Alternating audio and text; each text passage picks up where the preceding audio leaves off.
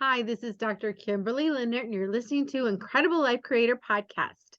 I am the host of the show and author of Visualizing Happiness in Every Area of Your Life, available on Amazon. And today, my guest is Miss Natalie Boehm. So, Miss Natalie Boehm is a strategic consultant, disability advocate, and best-selling author.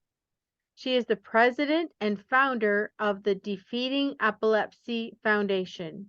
She developed epilepsy at the age of 2 due to a traumatic brain injury.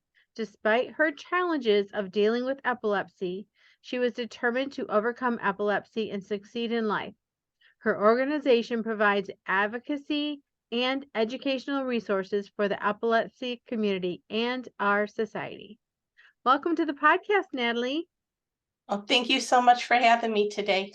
Yes, I am very, very excited to have you because I think this is a topic that there's not enough information out there about. And when, people are dealing with epilepsy and their family, they just don't know what to do or where to go, who to ask. And sometimes the neurologists don't seem to be very helpful either. And so I'm really glad that you're doing what you're doing.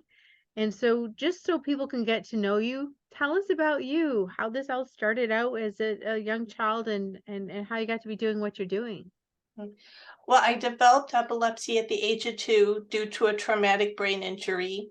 And the first 10 years of my treatment were very difficult. I was on a barbiturate known as phenobarbital, which really impaired my quality of life as a child. I did well in school, but social skills, especially feeling isolated, having emotional problems due to the side effects of meds, made things very difficult for my parents. And like you were mentioning, the lack of support from the doctors, the attitude of my neurologist then to my parents was, well, if she has a seizure, call an ambulance. There was no, okay, this is how we deal with coping skills. This is how we deal with mental wellness, where, no type of real care plan. So it was a very overwhelming experience and it impacted not just me, but my entire family. And then as I became a teenager, I had severe depression and suicidal tendencies and attempted suicide twice due to the medication I was on. I went from phenobarbital to valproic acid, or known also as Depicane. And it really impaired my my mental well-being. So really, my teenage years were focused on staying alive, and I had no idea where my life was going to go at that point. Once I finished high school, I took a couple of years and I worked, and I realized I knew I had the potential to do so much more. I didn't want to work a minimum wage job the rest of my life. And so I went back to school with the intentions of becoming an attorney. And I did really good in my pre-law, and my last year of school, I was battling depression again. And the medication they put me on, they had to take me off of it. It caused me to have a seizure without warning when I was in my car, and I crashed into a guardrail on the interstate. I lost my license for a year and a half. And at that point, it wasn't even, okay, am I going to become an attorney? It was, okay, I got to get my seizures under control, get my license back, and when I finish school, be able to get a job and be able to get my medicine, because the healthcare system over here in America, it's so dysfunctional. I mean, at that time, if I would have lost my my health insurance, I would have been paying $1,000 a month out of pocket just to stay alive. I mean, that was my rent, my utilities. It would have put me, I would have been homeless. That's the best way I could put it. I would have ended up living out of my car. And just over time, as I was working, I always went back to these situations, thinking about them. And I just, after a time, thought, I can't remain silent.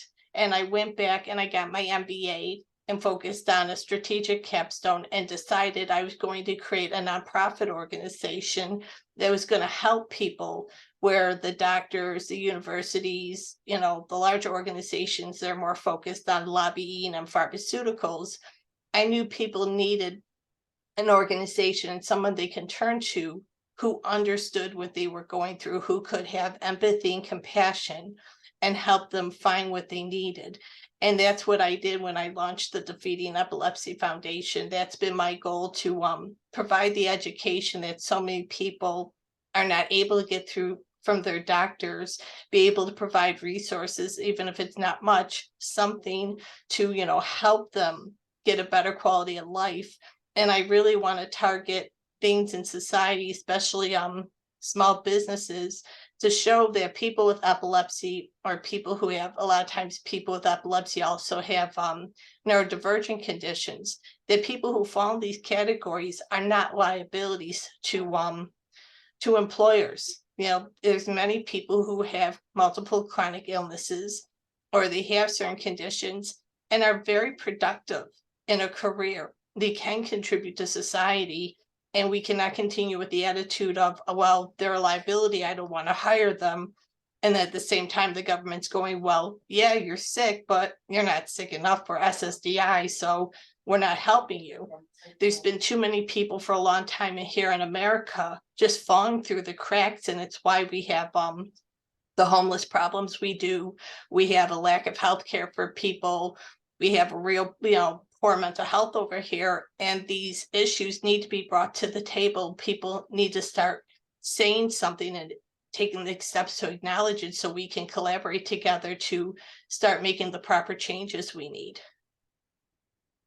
Yeah, yeah. And I'm thinking about, you started having these seizures fairly young, and I just I was trying to imagine how it is going to school and being at school and having a seizure happen, and how, what was the reaction of your classmates? How was, how were you treated? Were you made fun of because of your seizures? On and off I was. When I was on phenobarbital, I got very emotional very easily. I could get scared and then cry easily, or if I had at times absent seizures due to being so heavily medicated on phenobarbital. So it didn't take much to set me off to get me to cry. And I think that was one thing. The students kind of looked at me like, why did I act like a baby? And they didn't understand. But I also think the teachers were not properly trained to deal with it either. I think they were put in a situation where, all right, they have a child in their class who needs to learn, they need to do what they can, but they're also, it was a lot on their plate. And it's really one of the reasons with one of the things I do for my organization is I talk to families. I went recently to an event, a special education event in San Bernardino, and I'm showing the parents the importance of the teachers, the administrators, the staff at school understanding what seizure first aid is and how to administer it if there's an emergency. And I also put together a seizure action plan, which has the information of the individual, the medicine they take, who's their emergency contact, what should they do if a seizure does happen, because there's so many that people, they don't even know the basics of what to do if someone has a seizure. And depending on the kind of seizure it can be very traumatic. Most people think of tonic-clonic seizures when people lose consciousness and stiffen and shake, but there's so many other different types of seizures. For example, I had for many years first a tonic-clonic, but then I had complex partial when they changed one of my meds. And the complex partial, the best way I could describe it is I came off as if I was under the influence of drugs. So I would mumble, I would walk around, I couldn't do anything. I was blacked out. I did not have any idea of what I was doing. But if you would have seen me, if the police would have came by, I most likely would have been arrested for failing to comply. And so many people end up in that situation because the police are not educated properly about epilepsy. EMTs are not properly educated about epilepsy. So many people who work in public jobs really don't understand what epilepsy is or a seizure is. And the result of it is the people who experience watching that person have a seizure and what they're trying to do, they get traumatized. as long as the individual who has the seizure. I mean, I've had friends who have sadly regained consciousness in a jail cell. And the attitude was, oh, well, they dropped the charges, you're okay. Uh, no, I don't think anybody would want to gain consciousness in jail and not know where they are or why they're there. I mean, one of my advisory members, his son got arrested 3 times for having a seizure in public, and the poor man finally had to go to court with his son and say, my son is having these problems. Would you please stop arresting him and call for medical help in this situation? You have on file what the situation is. And this was in Scotland. So this isn't even a problem we have in America. This is a global problem. Wow. So just so people know what we're talking about, because I know there's some people that have experienced seizures themselves. They have family members that have experienced seizures or friends, but there's some people that have not been touched at all by epilepsy. So can you describe what a seizure is, what happens? Like, I know that when someone's having a seizure, they want to control their bodies and they might even know they're going into a seizure, but if they want to try and stop their hand from moving, they can't, or if they want to move their hand, or if they want to pick up something, they can, or if they're holding something, all of a sudden they drop it. Um, and they have no control over that. And then, the seizure, and then, after the seizure, they're kind of like gone for a little while and then they Yes. come back. So can you just kind of describe that so people can understand? Yeah. Well, what epilepsy is, it's a neurological disorder in which the neurons are misfiring due to overactivity or hyperactivity, as they would say. And because the brain is misfiring, it causes people to react in different ways. Some people may lose consciousness, fall, stiffen, and shake. There's some people who will just briefly fall. They may start twitching. They may do things like start laughing for no reason or start crying for no reason. There's many different things that can happen when someone has a seizure, and that's one of the complexities of diagnosing epilepsy or putting together treatments for people with epilepsy, because there's times when people are having seizures and they act in certain ways, especially if it's emotional reaction, or some people when they're seizing, they may start to scream, they may start to swear. They're not thinking a seizure. A lot of people may be thinking they're acting inappropriate. They're thinking some type of mental health condition, not neurological disorder.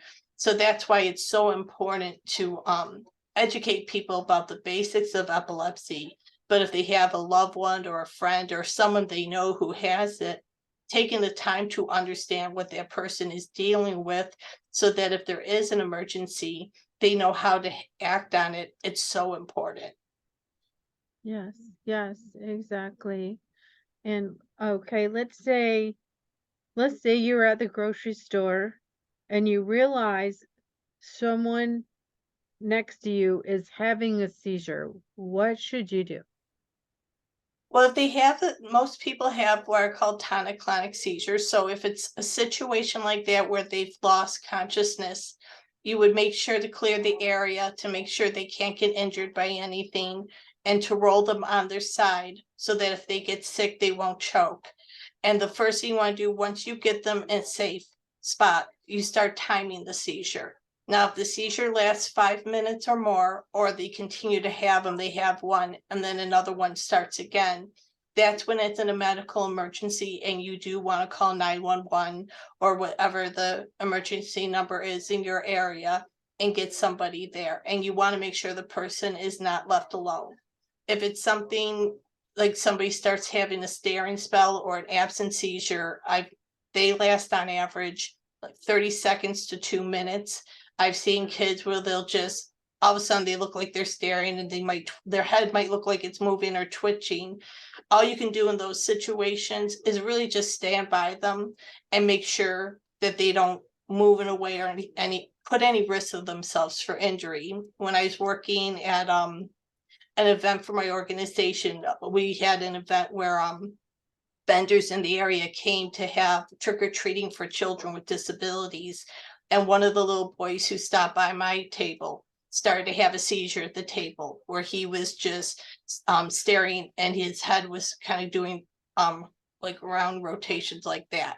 And I knew what he was doing, so I stood by him, and about 30 seconds later it stopped and he just looked at me and I went, "Are you doing good today?" And he's like, "Yeah." I'm like, "You want some candy?" He goes, "Yeah." And I gave him a bag and then he ran, but and he ran to go play with the other kids. But it's little things like that where if someone would have seen him, would have been like, "What in the world is that kid doing?" But because I've experienced it myself, I knew, okay, he was going to be okay. I just had to make sure he didn't fall or something happened where, it could put him at risk. Mhm. Now, I've seen where people who have seizures often sometimes they have a helping animal. Yes. Want to tell us about that and how So, those animals help? yes. So for individuals who have what is called refractory epilepsy, which means their medication, they've been on multiple medications, at least 2 anticonvulsants or more, and they can't get the seizures to stop. For a lot of people who are in that situation, they may have been also had brain surgery or different devices, and no matter what they're trying to do, they can't get the seizures under control.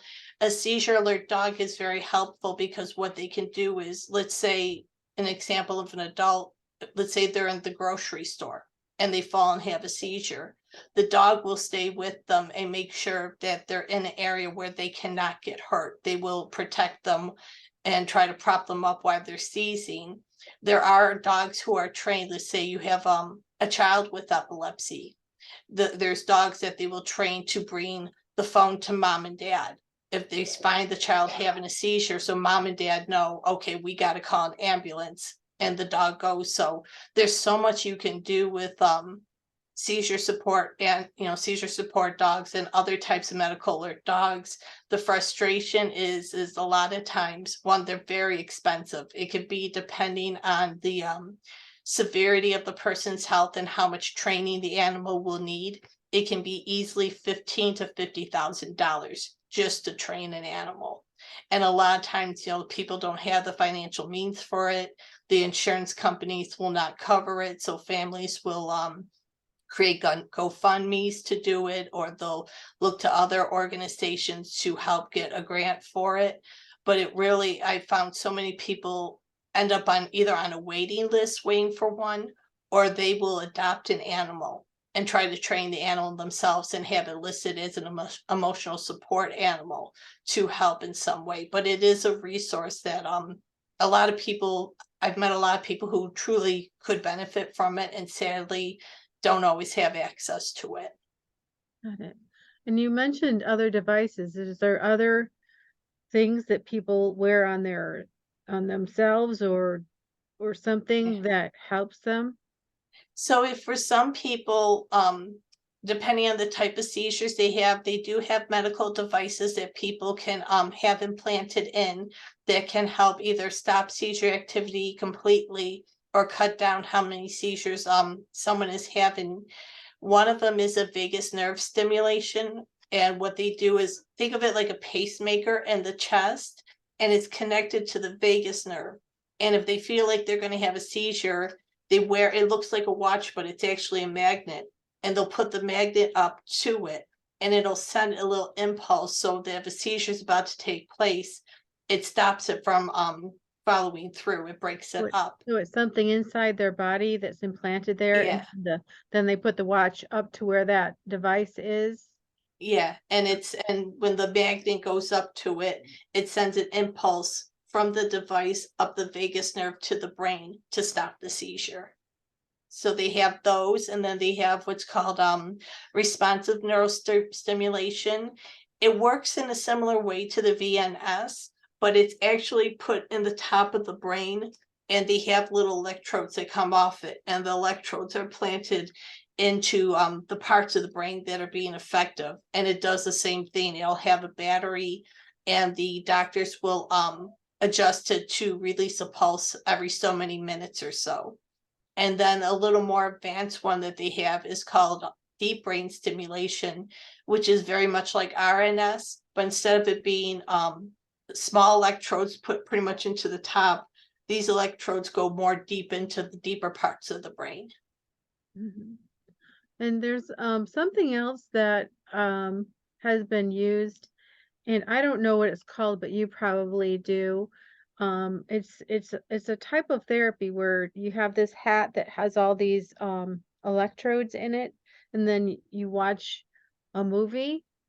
And when and it's, it first they measure like which the overactive areas of the brain and which ones are underactive. And then they Mhm. have you watch this movie. And if you're using your brain properly and I guess stimulating the ones that are in underactive and relaxing the ones that are inactive, then the movie keeps playing. Oh, But wow. if you don't, the movie turns off. You haven't heard of Yeah. that one? I haven't heard that as a treatment. It sounds like more of a test. They have what's called EEG, was an electroencephalogram, Hmm. and they put the wires, as you were describing, they put a special what is it? It's not like a hat, but there's so many different ones today compared to when I was little. When I was little, they just pasted the wires on your head, where some now they'll have an actual EEG cap and it'll have the same wires. But what they use for that is called the 1020 system, where they measure out different parts of the head and put the electrodes there so that they can pick up signals from different parts of the brain. And for some situations, such as what you're talking about with watching something like a movie or watching a screen, what they might be doing in that situation is seeing the emotional reaction to certain things. I've had to do tests like that, not so much a movie, but I had to put on virtual lens goggles for one thing, and they would show things like a flashing light to see if that would trigger me, or checkerboards moving suddenly fast, different images, to see if it would trigger people. Because some people, about 2% of people with epilepsy, are photosensitive, so flashing lights can cause them to have a seizure. I'm not like that.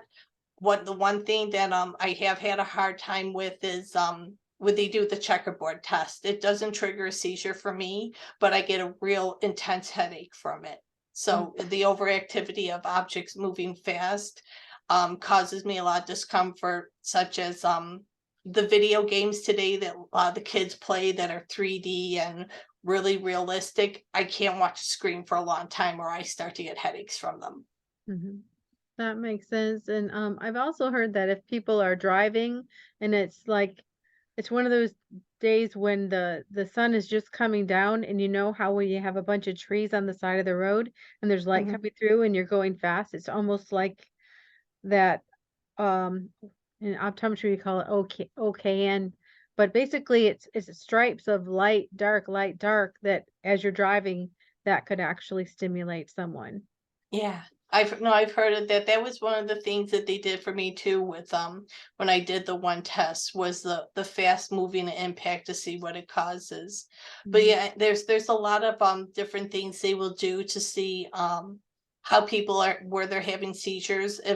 If you can't get your seizures under control, a lot of times what they'll do is they'll have you admitted to the hospital for a few days in what's called an epilepsy monitoring unit. And once they hook you up and everything, they may stop your medication. They may have you do certain stress tests, such as the flashing lights, or the one time I was there, they had me intentionally try to hyperventilate to see if it would trigger a seizure. So they'll do all sorts of different things because they want to find out what is your trigger. Is it stress? Is it flashing lights? Is it, there's so many reasons people can have things that could trigger somebody to have a seizure. So really what they want to do is they're watching to see what's going on. And when they're not in the room with the patient, they have video surveillance 24/7. So they're watching you when they sleep to see, are you seasoning your sleep? Is there overactivity taking place when you're sleeping?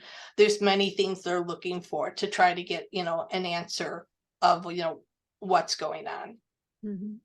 And do you know of any actual therapies like the one I was talking about, like biofeedback therapies, or any things where they're trying to, I don't know, rebuild the brain or retrain the brain or anything like that? I don't know. Specifically of any neurologists that I know. I don't know if they're involved in biofeedback studies. I have taken classes on biofeedback. I really enjoy biofeedback because it really it helps break down the body. At least this is my experience when I took it, in how to really be able to connect with your body and understand, how to calm yourself, how to stay in balance.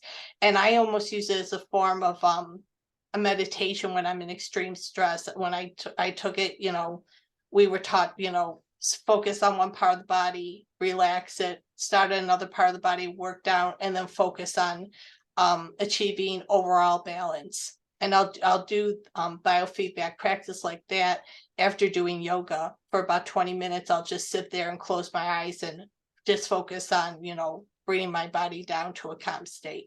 Hmm. Do you feel like doing those type of biofeedback things and calming? Do you do you think there's ever been a time when you think you were going to go into a seizure, but you kept yourself from having the seizure? In other words, can people do that? Can they stop the seizure if they feel Um, like it's coming on, or not really? in my experience, when I was having real bad auras, because the best way to describe it, aura is a seizure warning, and now they consider it like a simple partial seizure. So I used to get real scared before I lose consciousness and have a tonic-clonic seizure. And there were times I could sit there and just breathe, or have somebody next to me, like my mother or sister, just talk to me. And there were times I could calm myself down and get it to stop. And then there were times I just couldn't. It was just too powerful. But a lot of people, I think it really depends on their support system. If they're in an environment where, let's say, there's a lot of toxicity in their environment, they don't really have the support they need. Trying to do that is extremely difficult. Whereas if you have a loving environment and if something isn't right, there's someone to turn to. I think, people are able to develop better coping skills and be able to do what they need to do to achieve something more like that. But it really it depends. The complexity with epilepsy is we're each different. I mean, what works for me and keeps me alive could easily kill the next person. It really is. There's no cookie cutter plan to it. That's where the challenge is. Got it. So, what if someone is dealing, let's say they're newly dealing with epilepsy, what are some of the most common triggers for a seizure? Stress is one of the most common. A lack of sleep can be another one. There's a number of things, but I find the biggest thing has been, for a lot of people, telling me stress. A certain loud noises, think something that could scare them can cause it. When I was little, the barometric pressure dropping suddenly if a real bad thunderstorm came in the area, that could trigger my seizures. I have a few friends in the United Kingdom who their seizures during the going into the winter when the storms are coming through, it's real hard for them. And then when springtime is coming, you have that shift in weather again. That's when their seizures are at the highest. Wow. Okay. And what about diet? So I've heard of, like, people say, well, the ketogenic diet, which has been popular in the recent years, but the ketogenic diet has been around for years and years and years and Yeah. years in the epilepsy community. So tell me about, is there certain diets that really would help, and maybe the ketogenic or other ones, or is there certain foods that people should avoid because they definitely could bring on seizures compared to other foods? Well, when it comes to the ketogenic diet, the keto diet, has become a big fad that people have turned to that to lose, massive amounts of body fat. But really, there's different levels of keto. One thing I would encourage your viewers today, if they are interested in keto, to look up the Charlie Foundation, because what the Charlie Foundation explains is there's about 5 different types of keto diets, and the first 3 are actually keto diets, like classic keto. There's different ratios that they follow, and those are specifically prescribed by doctors for patients with epilepsy to follow. So it's not like you see people going, well, I just switched my macros to this so that I could put myself in ketosis. These are diets of classic keto. It's the meals need to be measured. Everything needs to be really strictly followed. A nutritionist or dietitian is involved in this. This is a very hardcore learning process, where something like a glycemic diet or fasting is very different. A lot of people will do fasting and keto to balance their bodies. That has nothing to do with a ketogenic diet with epilepsy. That's just a different form. The modified Atkins diet is a form of keto, but what that is focused on, it was created by Johns Hopkins Medicine, and it's focused for adults who have refractory epilepsy, and it's much more has much more of a fluctuating I guess you say availability of how they can balance their meals compared to a classic ketogenic diet for a child who has epilepsy. So that there's a lot more into keto than people think. I think a lot of times when people hear keto diet, they're just thinking, oh, some diet plan I can follow if I want to get into great shape and everything. And it's so much more than that. Got it. And then is there certain things like, I don't know, caffeine sometimes can be a stimulant. Is there certain things like caffeine or stimulants or, even, these artificial sweeteners they have out like sucralose that is, we all know is so bad for your brain. Is Oh there yeah. certain ones, or is there certain um, ones of those that people should just totally avoid if they have epilepsy? Um, Caffeine can be a trigger for some people. It's not for all, along with also certain drugs and alcohol can be a trigger, but it doesn't affect everybody. But one thing I would agree with you on with artificial sweeteners like aspartame, sucralose, they really, really are not good for you. And as someone myself having epilepsy, I do everything I can to avoid artificial sweeteners, because I found that I get headaches from them. And I have a friend who was having horrible migraines and had fibromyalgia. This was years ago when I was still living home in New York. And one day we went for coffee and she pulled out a few packets of Splenda, and I was like, why are you putting that in your coffee? And I'm like, do you realize what that is? I said, that's probably triggering your fibromyalgia. That's probably why you're getting flare-ups. You shouldn't be putting stuff like that in your food or drink. And a lot of people, because they don't understand the impact that processed foods, artificial sweeteners, things that our bodies use, years ago would not recognize, the impact it can have on somebody when they have a chronic illness. Mhm. And then in kind of the same category, sugar. The sugar that's the culprit for everything, because I know artificial sweeteners are bad, probably worse than sugar, but sugar can be the basis of cardiovascular, diabetes, you Oh name yeah. it, sugar gets a bad rap. But what does it do to the brain? Because I know ketogenic diet is basically taking the sugar away. So if someone has I don't know, they have a birthday party and they eat cake and ice cream and candy bar and what happens to their brain with that sugar? Yeah. Well, I've never heard of sugar being a trigger for anybody who has seizures, but I know the importance of maintaining a healthy balanced diet. When you're eating too much processed food, when you're not putting good things into your body, obviously you're not going to have a good effect from it. So what I do is, if I'm craving sugar, I try to do something like have a piece of fruit instead. I'll depending on what time of the year it is in my house, I'll have apples, or in the summertime when it's warmer, get some cut up watermelon, stuff like that. I find trying to find different substitutes is better. And it's really important for people with epilepsy to follow a good diet and eat clean, just for the fact that a lot of these medications, they do mess with your metabolism, they do mess with your hormones. That's why a lot of people who have epilepsy, even if they're eating, well, not perfect, but at least following what they should be, and they're exercising, there's still a good chance that they could be obese, just because of the side effects of the medicine. Because what these medicines do is they're slowing down the central nervous system. So it slows down your metabolism. It can affect your hormonal balance. It really has a big impact. That's why the side effects of the medicine, there's times I felt like the side effects are more frustrating than the seizures themselves. But at the same time, you have to find a combination or what you can do to, keep your seizures under control, because, you have to survive, you have to function in society.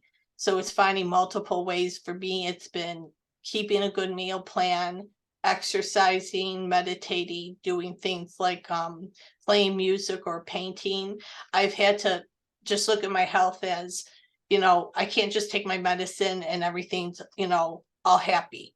You have to look at all the pieces of your health and well-being to be able to put something together to help you achieve balance. I tell so many people, and I think at least over here, growing up in America as a child, the attitude was you didn't question your doctor. You did as the doctor advised you to take care of yourself. Where now I want people to see, yes, your doctor is there to help you. Yes, your doctor is there to advise you, but a really good doctor, the way you know the difference between a really good doctor and just an average doctor, a real good doctor will want you to understand how to take care of yourself. It's not, here's the medicine, I'll see you in 6 months. They want you to know what to follow, how to take care of yourself. For example, when my former neurologist, when he was at USC, we would go over how I was feeling. I'd let him know about my exercise, what I was eating, what I was doing. And one day we were talking and he said, so what are you doing about birth control? And I was shocked because I've never had a neurologist ask me, what am I doing to practice safe sex to prevent unplanned pregnancy? And he saw that. I was like, well, I'm past those days, I'm not having any more kids. He goes, oh no, I know that, but still you're of childbearing age. So what are you doing to make sure of that? And of course, I let him know, but not many doctors go to that level to make sure, okay, what are you doing on a daily basis so that we don't have a situation arise and then all of a sudden, what do we do? And that's one of the things with my foundation. I have a blogging YouTube channel, and I actually created one of the playlists I created is actually focused on sexual health and well-being, because I can't tell you how many times when I was younger, and I'd go to the support groups on, let's say, Facebook, and women going, I found out I'm pregnant, what's going to happen to my baby with my medicine? What do I do? And I'm thinking, oh my goodness, that should not be, you should already know, beforehand. If you weren't ready to have a baby or any risk to your medicine, what could you do to prevent that pregnancy? Or if you want to get pregnant, what do you have to do to make sure that you're ready to even conceive or anything? And I just found those resources, they just fall through the cracks. There's so many people who just honestly don't know what to do. Yeah. Yeah. And you have to pre-plan those kind of things when you're in that situation. So, Oh, yeah. I mean, I have 2 boys who are 9 and 11. And when I had both my sons, even before we started trying, I talked to my neurologist. I found the OBGYN I was comfortable with. For the first 3 months, I took my prenatal, and I took a higher dose of folic acid. It was 4,000 micrograms a day. And I had to do that for 3 months before my doctors even gave me the green light to try. They wanted to make sure it was in my system and what should have been going on, lowering my meds as much as they could and getting my body ready before even saying, okay, we feel your body's ready now. Now it's okay to try. And I think so many people don't realize those steps on and what to do. And, right now with the healthcare system and things that are going on, it's so important for women to understand these things. yeah, exactly. So you mentioned earlier about some of the medications, slowing down the central nervous system, and I started thinking about slow thinking. So a lot of times after someone's had a seizure, of course they have slower thinking, but also sometimes there's lost memories, or they don't think as well as they used to, or you'll say, to them, "Oh, remember when we did this?" And they don't remember. I mean, they were Yeah. there. That wasn't during a seizure, but I mean, they were there, but they're losing some of their long-term memory, or it's almost like an older person where they walk into a room and forget why they're there, or they're having trouble with the thinking. Talk about that. It's very common with people with epilepsy to experience that. Myself, when I would recover from seizures, I would have a horrible headache and be nauseous. And so for a couple days, just basic functioning is really all I could handle. Think, get up, going to the bathroom, taking my medicine, and sadly just lying back down, because the seizures, when they happen, they suck so much energy out of you. Even if you're not conscious or aware of what they're going on, they're really impactful. And even some of the ones that you don't lose consciousness from, for example, I had real bad long haul COVID and got an infection and didn't know I had an infection, and it almost killed me. And I was on heavy duty antibiotics for 10 days. And as I was healing from this infection, I had a couple what are called simple partial seizures. And I was sitting at the kitchen table, and all of a sudden I couldn't, from the waist down, I couldn't feel anything. And it felt like my torso was detaching, almost like I was going to float away, like an out of body experience. And even though it only lasted 60 seconds, I won't lie, it scared the daylights out of me, because I knew I wasn't in control of my body. And just the stress of that, I felt exhausted for a couple of days. But when it comes to things like cognitive impairment, a lot of it has to do with the side effects of medication. When you've been on medication like this for years, like I have, sadly, it is one of the effects. I mean, I can't tell you about birthday parties when I was a little girl. I don't remember. I don't remember a lot of special things like Christmas or certain events with family. I mean, there are things where my husband and I, before we had the boys, we used to go over to Hawaii to hike. My in-laws had a condo there. And I remember one time we were going up one of the mountain trails we really loved. And my husband stopped and was just talking about it. And he's like, remember when we were here? And he just went on, and it went, oh yeah. And I'm thinking, no, I don't. I don't have any idea. I'm thinking, oh my God, I have no idea what he's talking about. Like, that walk didn't even exist in my mind. And it's one of the things I really encourage people who are experiencing things like this, do brain exercises to really keep your brain function going. I go on Duolingo, and I'll choose different languages at times just to challenge myself. I read all the time. I try to push myself to learn new things. And I find by just making an effort to keep my brain going and not be just sitting in front of the TV, but keeping myself engaged and going and learning, has really, really been important with when it comes to my cognitive wellness. Because a lot of people who have epilepsy, if they experience medical trauma like I have medical PTSD. One of the side effects of PTSD is the shrinking of the hippocampus. The hippocampus will start to scar. And then if that puts somebody at higher risk for developing things like Alzheimer's and dementia. And that was one of the things that really pushed me in at keeping my brain activity going, doing things to relax, because it really scares me, the thought of I never want to be in a nursing home. I never want to rely on anyone to take care of me. If I'm at that stage of my life, if my quality of life is that low, I want my family to let me go. It's just, I wouldn't wish it on anyone. Yeah, yeah. And I was thinking, as you like that time you went on the mountain and then you couldn't remember the walk. Do you ever advise people to actually journal every day so they could look Yes. back at their memories and remind themselves? And when that happens, do they remember? I Or find if I write things down, that's a very good tool.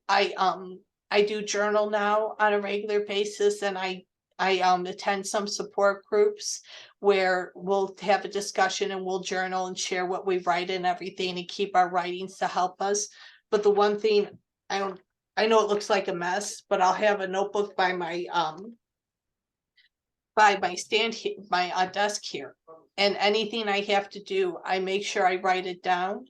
And then, when I get it done, I cross it off. And then also, if I have things like doctor's appointments, meetings with people, any events I have to do, I make sure it's on my calendar in the on my Google Calendar on the computer, but also on my phone, because like, let's say I hadn't put this on my calendar today, I wouldn't have shown up. It sounds crazy, but if it's not on my calendar, the meeting doesn't exist. That's how my brain functions. And because I know that, I know I have to take the extra steps to make sure that I'm fulfilling what I need to do when it comes to my responsibilities and taking care of myself. Got it. And you mentioned support groups. So, is there a place where people could go and find support groups, or they just need to put their own together? Where do you find support groups? Well, I help work one-on-one with people when they come to my organization. The biggest frustration I have found is the epilepsy community, because we've been isolated for so long. A lot of people could not get to support groups in person. And even now with technology like Zoom, I find there's a small number that are, there are people who do come, they do attend, and they do talk. But depending on the severity of their seizures, do they have access to Zoom? A lot of times it's either people don't have access to the equipment they need, or a lot of times people, because they're very self-conscious about having epilepsy, they're not comfortable talking about it, even though those groups are there to help and support them. It takes time for them to feel, ready to go and talk to others who are dealing with it, because epilepsy it's a very isolating condition. I mean, it really is. My childhood, or I have to call it really wasn't a childhood, but it is what it is. I found, I went to school, I went home, I read, I played music, I played Legos, I did my homework. That was my childhood. There wasn't, when I had friends as I got into high school, and my friends would get a car for their birthday or certain events, they were going to go away to school. I still couldn't drive at the time. There was no guidance. And that's one of the things with my organization. I'm in the beginning of working with people here in the community and creating a workforce development program, because the biggest frustration I have with the epilepsy community is they're very focused when children have epilepsy, but the moment they turn 18, all of a sudden they're gone. And it sounds so cold, but where I think the mindset comes is, and I'm not saying this as an advocate, I'm saying this as a businesswoman having a business background. When it comes to marketing and strategy, nothing brings in money like a sick child, sadly, as heartbreaking as that sounds.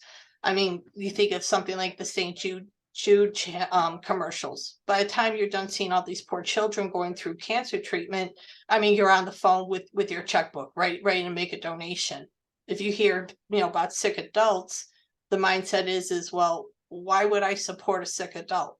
They're a grown adult, they got to figure this out. But these organizations are not helping these individuals who are transitioning from childhood to adulthood, who may not be able to get disability. Okay, they need vocational training, or they need to go on for a college education. They need someone to advocate for them. So things like, unlawful termination or being denied a job, those tools don't exist. And I want to work to start putting them in place, because you do have employment organizations to help people with disabilities get jobs. But to gain access to those things, or even something as simple as, what do you want to do? Have you started putting together a resume? Do you know what LinkedIn is? Have you done it? Have you put together any goal setting? Do you know how to network? Do you understand, how to be in an interview, how to dress, how to present, what kind of questions might be asked? So many of them don't know. And that's how people in society who have chronic illnesses a lot of times end up falling through the cracks. They're told by the government, well, you're sick, but you're not sick enough. Figure it out. But then, how do you figure it out when you have a society that has put a stigma on you? Mhm. Yeah. So, why don't you tell us more about your organization, what you're doing? I know you've written a book, so tell us about your Yes. book, and also where we can connect with you, Okay. website, and things like that. Well, I created the Defeating Epilepsy Foundation in 2019 and officially launched in 2020. And our mission is to provide the advocacy and educational resources needed to the epilepsy community and our society. And through our advocacy services on our site, which is www.defeatingepilepsy.org, you can find a number of community resources if you need help finding medication, for career development, parents if they need to learn about what IEPs are versus a 504. All sorts of information is there. We public transportation. We do everything we can to make sure that our supporters have somewhere to go to find the basics. And then we also, for our advocacy services, we offer college scholarships. We award two scholarships every year in the amount of $500, and long term we want to increase those amounts. But I'm very passionate about education, and I want students with epilepsy to know that despite having this challenge, they still have the potential and capability of doing something productive with their lives. We're going to be awarding our first mini grant this year to help somebody with paying towards a seizure alert dog. And long term, we want to be able to actually help cover the cost of the seizure alert dog. So we're really trying to do things that a lot of people who normally couldn't get access to these resources can get to them. And when it comes to education, really what we're trying to do on not just a local level, but a global level. We have our blog where we write about different types of epilepsy, seizures, neurodivergent conditions, mental health, brain surgery, so many different topics that relate to epilepsy or conditions that people with epilepsy can have, which we write these using credited resources such as peer-reviewed journals, information from Johns Hopkins, Mayo Clinic, Cleveland Clinic, different medical organizations, different other journals. And we put this information together. And really what made me want to do this is, like you said, with doctors, you only get so many minutes to see your doctor. So sitting down and really explaining everything, the doctors don't have time, and I can empathize with that. But then at the same time, if they don't have the time, we have to make the resource available so people can understand what they're dealing with. So my goal is with the blog and our YouTube channels, which I take the blog articles, I turn them into PowerPoint presentations, and then do voice recording and make them into videos for our visual learners. Is I really want people who have epilepsy, their caregivers, pre-med students, other people who have the desire to learn about epilepsy. I want them to be able to have a general understanding of what it is, to be able to take some of the, I guess you say, ease up the medical terminology, and in a very simplistic way, explain what it is and what can happen and everything. That way, because I found really, I truly didn't understand what I was living with until I started doing the research. I mean, I had in my teenage years what are called bilateral tonic-clonic seizures. So I would start with having the aura I was describing, the simple partial or focal seizure, where I would become extremely frightened, and at times it would stop, and at times it would turn into a tonic-clonic seizure, and I would lose consciousness. I didn't even know that term existed until I started researching what different types of seizures there were, and so that I was starting to understand what my body was dealing with. And then when it came to medication, I created on our YouTube channel a medical series where it talks about what the medicine is and what they use it for, the history behind it, how it works on the body, side effects and risk of it, just so they have a basic understanding, educational understanding of these pills. And as I was researching things and thinking about what I'm on, I'm thinking, it totally started to make sense why I felt the way I did some days, because I'm on 2 anticonvulsants to keep my seizures under control. And so those are, the one is a sodium channel blocker, the other one suppresses GABA activity. So I have two medications to tell my brain to slow down and relax. but then I have depression, and they put me on the generic form of Zoloft, and then I got Zoloft in there telling my brain to kick it up, that we got to increase my serotonin levels. So I got two pills going, chill, gotta calm down, and another one working against it, going, no, we can't calm down, we gotta move. And I said, I sound like a biochemical hot mess. It's like, no wonder why I have the side effects I do. I'm just looking at this stuff going, oh my goodness. It's like, okay, I'm not going to be so hard on myself anymore. But so many people, because you just, the doctor's like, this is what you need to take. And that's it. They just take it, and then they go, I don't know why I'm depressed. Why do I feel sick like this? I don't understand what's going on. And if there's anything I can say to anybody, I mean, not even with just epilepsy, anyone who's dealing with a chronic illness, you have to be your best advocate. You have to put yourself as number one first, and you need to educate yourself. It could be overwhelming and scaring at times, but you have to understand what's going on with your body so that you can make the right decisions on what's in the best interest of you, so you can be happy, healthy, and balanced despite any challenges you're facing from the chronic illness you're dealing with. Beautiful. Thanks for summarizing that. And thank you so much. Thank you. Putting that organization together and giving that resource to people. Thank you. Really, really, really awesome. And I just have a personal question at this point in the podcast. Okay. What gives you the most happiness and fulfillment in your life at this point? I would say my family, my husband, my children have really been my rock and got me through the darkest of times when there's been times I won't lie, there's times I've thought this June will be 43 years since my diagnosis. And there's times I've thought, why am I even on this crazy journey anymore? Why am I even taking the effort? And then I remind myself that, society told me, with the stigma, oh, who would want to marry someone like you? How could someone like you have a family? How could someone like you be part of society? How could you even do these things? And I look at them and I know I can't give up. Even at times when the temptation is there, I can't give up. They're my everything. And just like I've needed them for getting through very difficult times, they need me too. Mm-hmm. I can't just walk away from the situation and give up and end things. Mm-hmm. That's beautiful the way you describe that. And that there's so many of us, not just epilepsy, but we look at whatever our weakness is in life, whatever the thing we think is wrong with us in life, and we say, well, who would want me? Who would want to be with me? Who would, and it's a really good point that you made, that they need you, and everyone is needed and wanted, and there's a purpose and a reason for them to be here. No, absolutely.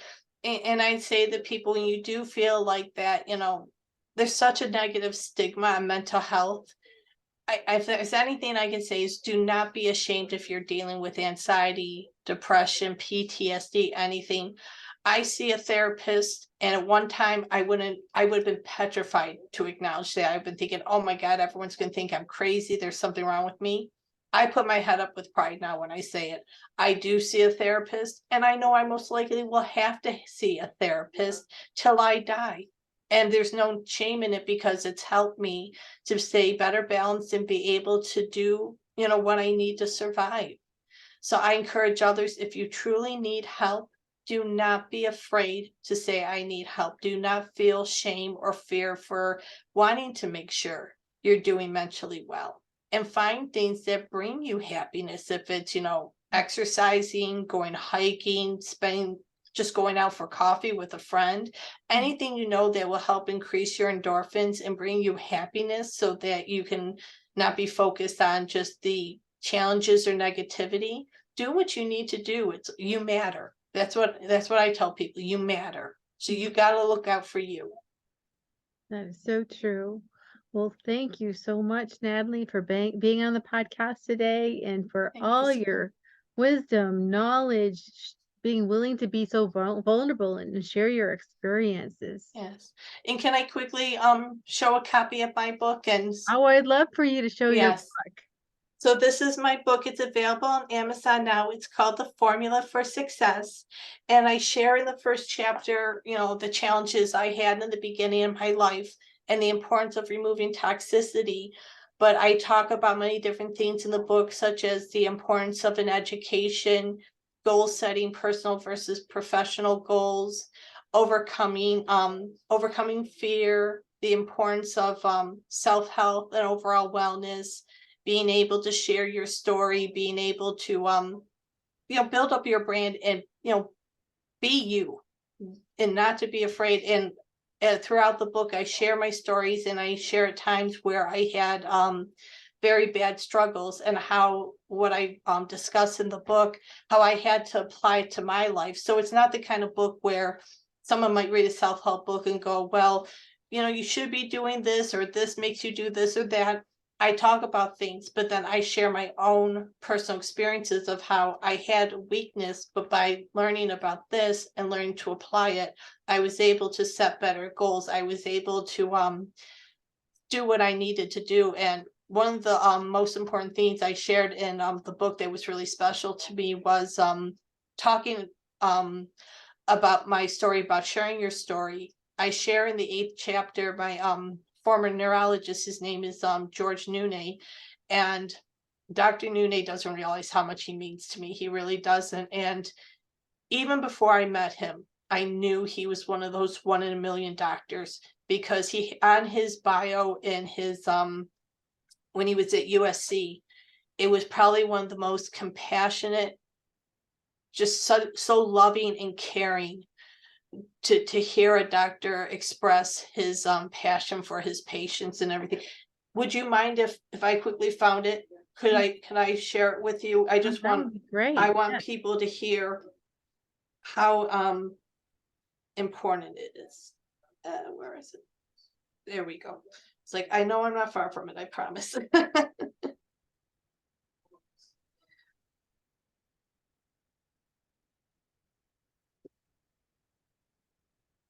Okay.